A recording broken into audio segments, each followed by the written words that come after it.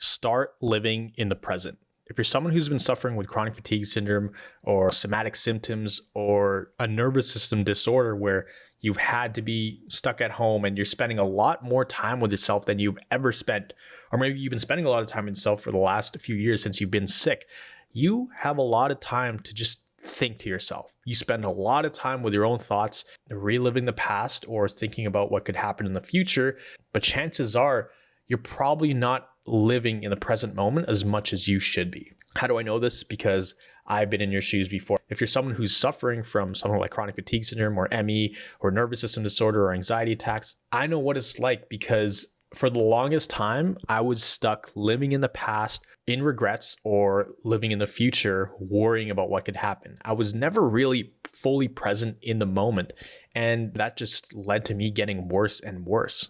You want to be able to actually live in the moment because when you are in the moment, you're not thinking about what could happen. You're not thinking about, oh, if I stand up too fast, am I going to crash? Or if I roll over too fast in bed, am I going to crash?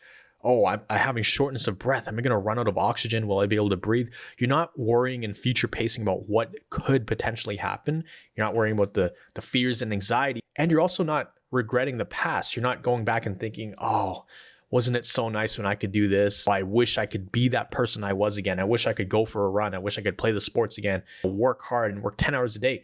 You're not thinking about any of those things. So if you think about your thoughts like a timeline, you are in the middle, in the present, right here, right now. And that's going to help alleviate a lot of the stress and anxiety you put on yourself. Is just being in the present moment. So just take a moment to really analyze, how have you been thinking? Have you been worrying about the future or have you been regretting the past? Really try to anchor down into this present moment, and that's going to help you actually feel a lot better. Of course, maybe you might feel some symptoms, the physical things you are feeling right now, those are unavoidable, but it's going to make the path a lot easier than piling on all these mental stressors of thinking about the past and thinking about the future. So just remember to